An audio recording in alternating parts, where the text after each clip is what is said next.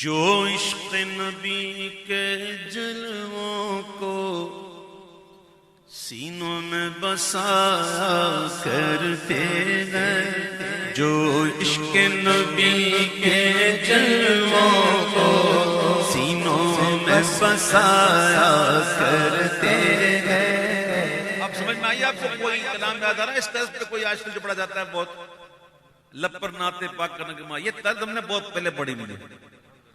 جی ہاں، جو عشق نبی کے جلووں کو سینوں میں بسایا کرتے ہیں، جو عشق نبی کے جلووں کو سینوں میں بسایا کرتے ہیں، اللہ کی رحمت کے بادل ان لوگوں پہ سایہ کرتے ہیں، اللہ کی رحمت کے بادل ان لوگوں پہ سایہ کرتے ہیں، جو عشق نبی کے جلووں کو سینوں میں بسایا کرتے ہیں۔ جب اپنے غلاموں کی آقا تقدیر جگایا کرتے ہیں،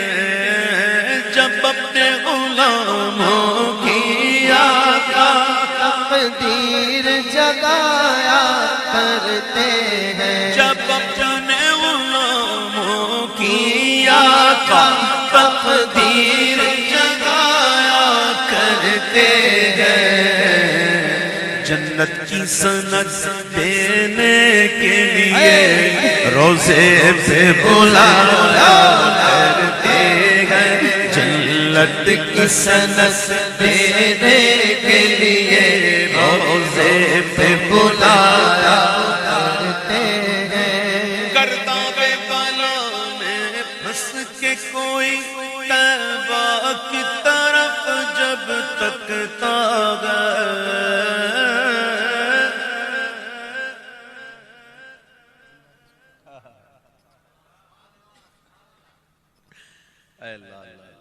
کیا کمال کا ایک بلال بھائی جو ہے نا ہمارے ماشاءاللہ، یہ مجھے کہہ رہے ہیں کہ وہ جملہ ذرا دوبارہ کہہ رہے ہیں۔ یقین کریں کبھی کبھی کسی سے سنتے ہیں نا وہ عجیب سی بات سن جاتے ہیں۔ ایک دفعہ جہاز میں سفر کر رہے تھے اور موسم خراب تھا اور جہاز نے جو ہے نا وہ اوپر نیچے ہونا شروع کر دیا بہت زیادہ، یعنی ایکسٹرا آرڈنری، تو سارے لوگوں کی چیخیں نکل گئی اور لوگوں نے کلمہ پڑھنا شروع کر دیا۔ میری سیل آئل سیٹ تھی اور ایک چاچا بیٹھے تھے آئل سیٹ پہ، بیچ میں راستہ تھا، اور ہم لوگ دوسری پڑھ رہے تھے اور ایک دوسرے دیکھ کے مسکرا رہے تھے کہ لوگوں کی حالت دیکھ کے دیکھو یار کہ ایسا وقت آ گیا کہ لوگوں کو کلمہ یاد آ گیا۔ تو خیر وہ مسکرانے والی بات تو نہیں تھی، تو چاچا نے مجھے دیکھا، میں نے چاچا کو دیکھا، تو چاچا نے کہا کہ مرنا ہے تو کلمہ پڑھ، زندہ رہنا ہے تو درود پڑھ، مرنا ہے تو کلمہ پڑھ اور زندہ رہنا ہے تو درود پڑھ۔ اللہ اکبر، کبھی کبھی کوئی بات کر جاتا ہے بڑی مزہ دیتی ہے بات، واقعی زندہ رہنا ہے تو درود پڑھ۔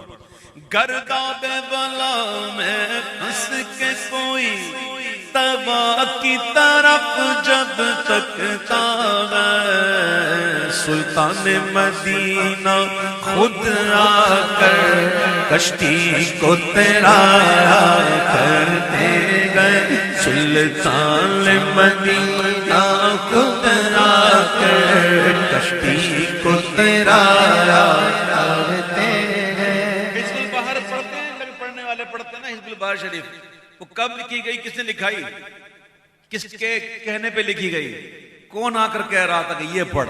سرکار مدینہ خود آ کر کشتی کو تیرایا کرتے گئے، جو عشق نبی کے جلووں کو سینوں میں بسایا کرتے ہیں۔ اور شعر یاد ہے کسی کو؟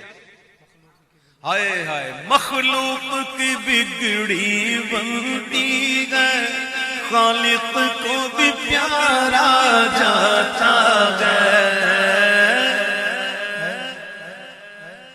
حج کے دن تھے، حج کے، میرے آقا نے زندگی بھر ایک حج فرض فرمایا، حج قران فرمایا، عرفات کا میدان تھا، حضور رو رو کے دعائیں کر رہے تھے اور اللہ سے مانگ رہے تھے اللہ میرے امت پر کرم فرما اور میری امت سے راضی ہو جا اور ان کی بخشش کر دے، اپنے حق معاف کر دے، جو حج کرے اس پر یہ کرم ہو جائے کہ اس کے ایسا کرم کر دے جو حج کر لے نا تو عرفات میں آئے نا تو تیرے سارے حق معاف ہو جائیں اور تیرے بندوں کے حق بھی معاف ہو جائیں۔ تو اللہ تعالیٰ نے عرفات کے میدان میں پہلی دعا اس کو اجابت بخشی، تو حضور پھر وہاں سے مزدلفہ تشریف لے گئے اور وہاں پھر حضور رو رو کے دعائیں کر رہے ہیں، یہاں تک کہ حضور نے یہ دعا جب مانگی تو حضور روتے روتے مسکرانے لگے، روتے روتے مسکرانے لگے۔ حضور کے صحابہ نے عرض کی حضور پہلے آپ گریا فرما رہے تھے، اب آپ ہنس رہے ہیں مسکرا رہے ہیں، بات کیا ہے؟ تو آپ نے فرمایا کہ میں نے عرفات میں حقوق اللہ کی معافی کا سوال کیا تھا، وہاں میری بات قبول ہوئی اور یہاں میں حقوق العباد کی بات کر رہا تھا اور اللہ نے یہاں یہ بھی قبول کر لیا۔ تو پھر میں نے دیکھا شیطان جو ہے وہ اپنے سر پہ خاک ڈال رہا تھا اور اس کی حالت دیکھ کر مجھے ہنسی آ گئی۔ میرے آقا کے ہاتھ اٹھتے ہیں، مخلوق کی بگڑی بنتی ہے، خالق کو بھی پیارا جاتا ہے۔ جب بہرے دعا محبوب خدا ہاتھوں کو اٹھایا، جمعہ کا دن تھا، ایک اعرابی دوڑتا ہوا آیا، حضور منبر پہ جلوہ افروز تھے، ایک اعرابی دوڑتا ہوا آیا، حضور کرم فرمائیں، حضور کرم فرمائیں۔ وہ کیا ہوا؟ مویشی ہلاک ہو رہے ہیں، حضور پانی نہیں ہے، بارش نہیں ہو رہی۔ میرے آقا نے یہ نہیں کہا صحابی تم کر کیا رہے میرے پاس آ رہے ہو، شرک کر رہے ہو، میں تو بارش، جاؤ کوئی نماز استخارہ پڑھ لو، جا کے کوئی کنواں کھودو، کوشش تو کرو، میرے پاس کیوں آئے ہو؟ حضور نے اپنے مبارک گورے گورے ہاتھ اٹھائے، گورے گورے ہاتھ جن کو سوئے آسماں پھیلا کے جل تھل بھر دیا، صدقہ ان ہاتھوں کا پیارے ہم کو بھی درکار۔ جب حضور نے دعا کے لیے ہاتھ اٹھائے تو بادل آ گئے اور بادل آ کر اتنے برسے کہ برس ہی رہے، رکتے ہی نہیں۔ دوسرا جمعہ آ گیا، وہی اعرابی دوڑتا ہوا آیا، حضور کرم کرم کرم۔ کیا ہوا حضور؟ بہت ہو گئی، اتنی ہو گئی کہ اب کہیں ایسا نہ ہو کہ پانی کی وجہ سے مویشی ہلاک ہو جائے تو فصلیں تباہ ہو جائے، حضور کرم فرمائیں۔ بولا کیا چاہتے ہو؟ بولا حضور یہ چاہتا ہے کہ بس مدینے کے اندر نہ ہو، اطراف میں ہوتی رہے۔ صحابی کا عقیدہ تو دیکھو نا یار، کیا کیا مانگتے ہیں حضور سے۔ حضور ایسا کر فرمائے کہ مدینے کے اندر نہ ہو، اطراف میں ہوتی رہے۔ تو حضور نے پھر دعا کی اور انگلی اٹھائی، اللہم حوالینا ولا علینا، اے اللہ ہمارے ارد گرد ہو، ہم پر نہ ہو۔ تو پھر ہوا بھی یہی کہ مدینے کے اطراف میں بارش ہو رہی ہے، مدینے کے اندر نہیں ہوئی۔ مخلوق کی بگڑی بنتی ہے، خالق کو بھی پیارا جاتا ہے۔ سلطان مدینہ بغیر دعا، جب بہر دعا محبوب خدا ہاتھوں کو اٹھایا کرتے ہیں۔ محبوب خدا جب بہر دعا ہاتھوں کو اٹھایا، اے دولت عرفان کے منگتو اس در پہ چلو جس در پہ صدا، اے دولت عرفان کے منگتو۔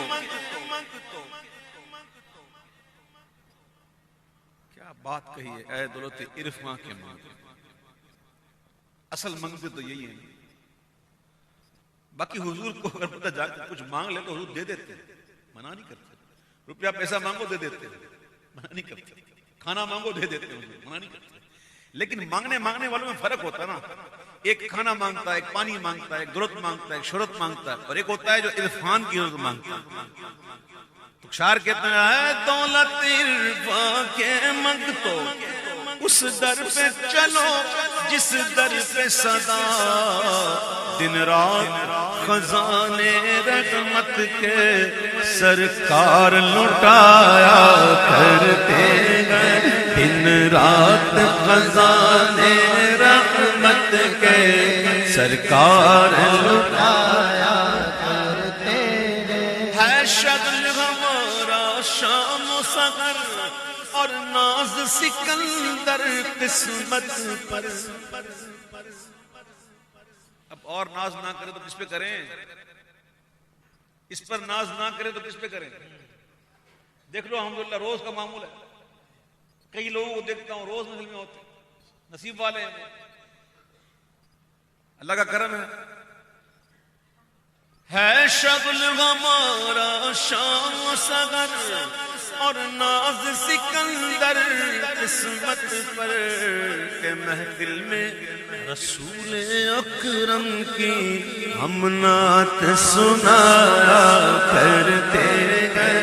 محفل میں رسول اکرم کی نعت سنا